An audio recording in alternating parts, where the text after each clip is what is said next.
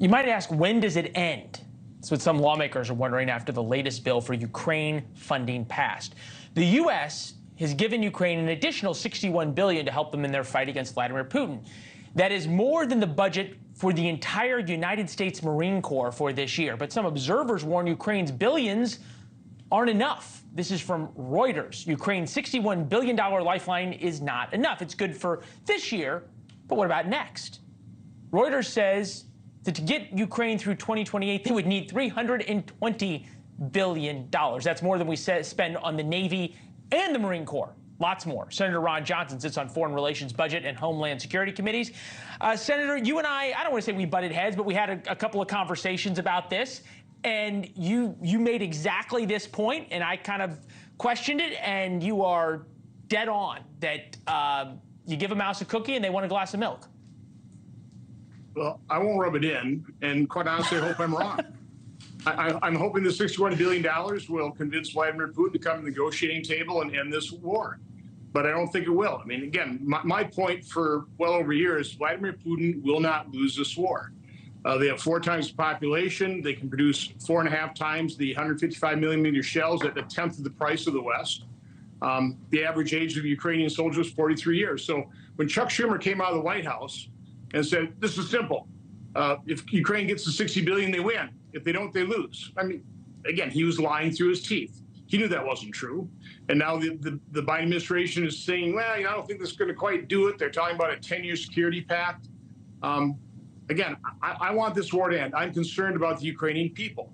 And if you're concerned about the Ukrainians, you ought to be concerned about what's happening to their country and how you probably don't want to use the Ukrainian people as cannon fodder in a proxy war between the West and Russia. And that is what this is basically devolved into. And it's apparently a proxy war that the administration and members of the Uniparty are happy to engage in because that's what it looks like right now. All right, I just want to get President Biden on this real quick. Take a listen. We need to move fast, and we are. Over 2 years, Russia has been responsible for a brutal campaign against Ukraine. Ukraine has regained over half the territory that Russia took from them in this invasion. All right, so this is President Biden celebrating the $61 billion. Most wars end through negotiation. I think you make a very good point that the longer this goes on, the longer something spirals out of control. There's a risk of a major war on the doorstep of NATO that's happening right now. How does either a Republican or a Democratic president, how do you get Ukraine to the negotiating table? And how do you get a deal when we know that Vladimir Putin doesn't keep his? Well, first of all, let's point out another reality that the Uniparty, the leaders won't point out. And that's the fact that we've really starved Ukraine of the types of weapons it would actually take to put pressure on Putin. And by the way, they're doing that for a good reason, because we don't want to risk a nuclear war. It's another thing people aren't talking about when they talk about appeasement like World War II. Well, the difference is, in this case, Russia has nuclear weapons. Hitler's Germany did not have that. So again, those are totally false comparisons. But the way you potentially bring Vladimir Putin to the negotiating table is demonstrate to him that this is going to be a bloody guerrilla type of warfare, and that they're not going to win. You provide Ukraine asymmetric weaponry, put at risk, for example, Russia's a Black Sea fleet, and they've done that to a certain extent. But again, you've got to wage the type of war that convinces Vladimir Putin he wants to end this thing.